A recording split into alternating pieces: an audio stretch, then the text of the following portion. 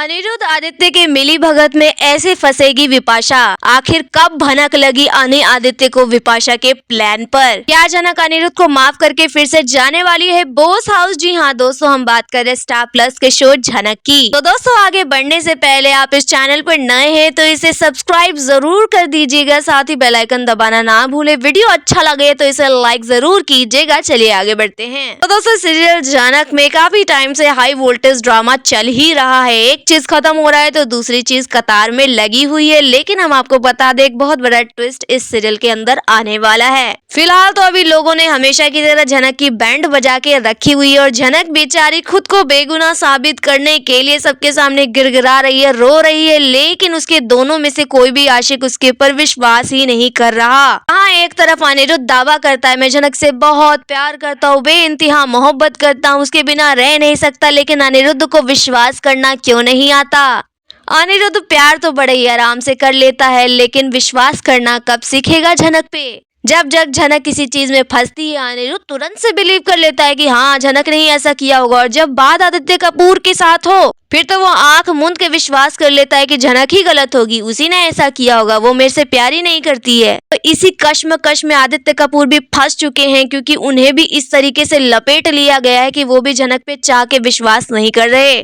क्योंकि अगर वो झनक पे विश्वास कर लेंगे कि हाँ, झनक ने मैसेज नहीं किया, तो वो गलत साबित हो जाएंगे। क्योंकि अगर झनक ने मैसेज नहीं किया तो आदित्य ने मैसेज दिखाया ना सबको कि ये देखो, झनक मुझे आई लव यू कह रही है, मुझे शादी के लिए बुलाया है, और ये जो कुछ भी अरेंजमेंट हुए हैं झनक के कहने पे ही तो मैंने किया है। तो अगर झनक ने मुझे मैसेजेस नहीं किए तो मैंने ये सब कुछ अपने मन से किया है, यानी मैं ही ढोंगी हूँ, मैं ही झनक को डिफेम करने के लिए यहाँ आया हूँ, उसको बदनाम करने के लिए आया हूँ। और वो सारा ब्लेम खुद के ऊपर ले लेता है, झनक को बेगुनाह साबित कर देता है, तो सारा का सारा दोष आदित्य कपूर के ऊपर आ जाएगा। दोस्तों, जो भी चीज है, लेकिन सच्चाई झनक जानती है। फोन भले ही उसका था, लेकिन मैसेजेस उसके थ्रू नहीं किया गया। पर दोस्तों, बताया जा रहा है सीरियल के अंदर बहुत बड़ा ट्विस्ट आने वाला है, और हम आपको बता दें कि वो ट्विस्ट क्या है।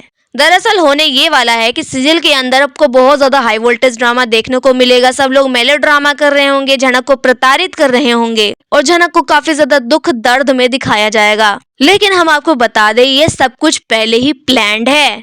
जी हाँ, ऐसा कहा जा रहा है कि ये सब कुछ पहले से ही प्लान्ड है, और इस प्लानिंग के मास्टरमाइंड अनिरुद्ध और आदित्य हैं। जी हाँ, अनिरुद्ध आदित्य की मिली भगत से ही ये सब कुछ किया जा रहा है।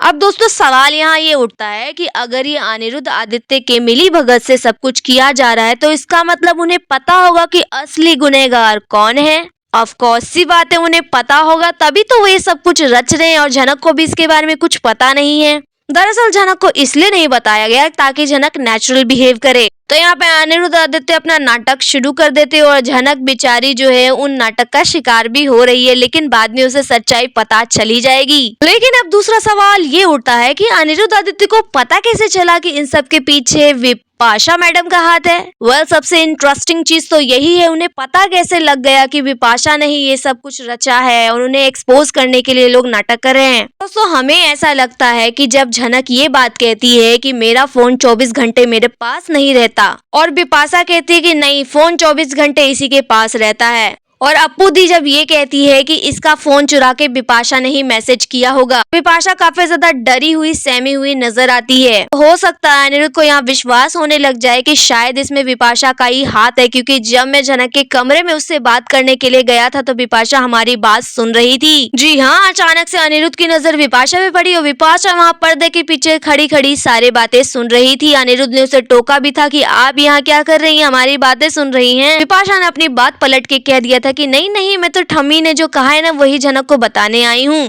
तो यहाँ से अनिरुद्ध के दिमाग में क्लिक किया होगा कि ये सब कुछ विपाशा ने ही किया है। और दूसरी चीज ये कि विपाशा का और बाकी के बोस फैमिली का बिहेवियर जो है झनक के प्रति बिल्कुल बदला हुआ है। जी हाँ, ऐसा बिहेवियर अनिरुद्ध ने पहले कभी नहीं देखा झनक के लिए, क्योंकि वो झनक का ख्याल रख रहे हैं। झनक के पिता के श्राद्ध में बिना कोई तमाशा किए शामिल हो गए, और जब से झनक के पिता की डेथ हुई है, झनक को बुरा भला भी नहीं कहा है, उससे बड़े प्यार मोहब्बत से बात कर रहे हैं। तो अचानक से इन लोगों का बिहेवियर बदला क्यों? क्योंकि अनिरुद्ध तो अपने परिवार के एक एक सदस्य को भली भांति जानता है। कोई भी व्यक्ति यहाँ दूध का धुला नहीं है। तो हमें यही लगता है कि इन सभी बिहेवियर को नोटिस करके अनिरुद्ध को ये समझ में आ गया होगा कि झनक इस बार सच बोल रही है, क्योंकि जब जब झनक पर गलत आरोप लगा है तो मेरे परिवार वालों ने आकर सबसे पहले उस पर इल्जाम लगाया है और इस बार भी सेम पैटर्न रिपीट हो रहा है और इस सभी मुद्दे में सबसे ज्यादा जबान चलाने वाली बिपाशा ही है।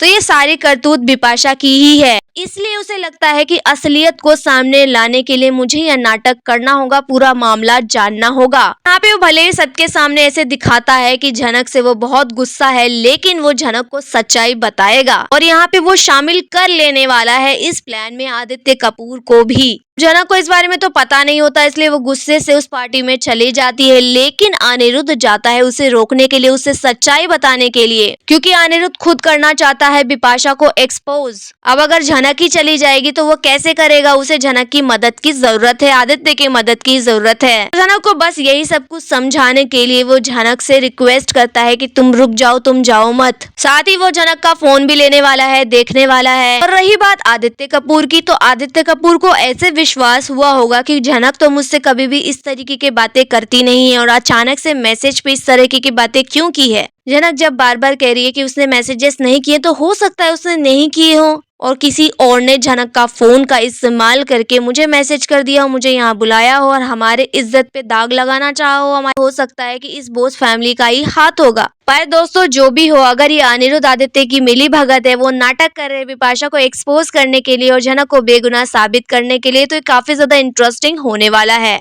क्योंकि दोस्तों पहली बार ऐसा होगा कि अनिरुद्ध झनक पे विश्वास कर रहा है, उसे मौका दे रहा है अपनी बेगुनाही साबित करने का, इनफैक्ट उसका साथ भी देगा।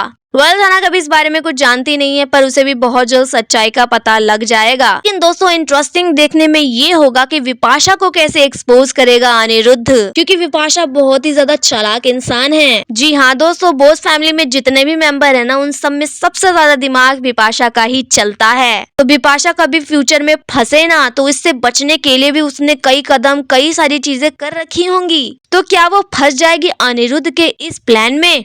क्या अनिरुद्ध के लिए आसान होने वाला है बिपाशा को एक्सपोज करना?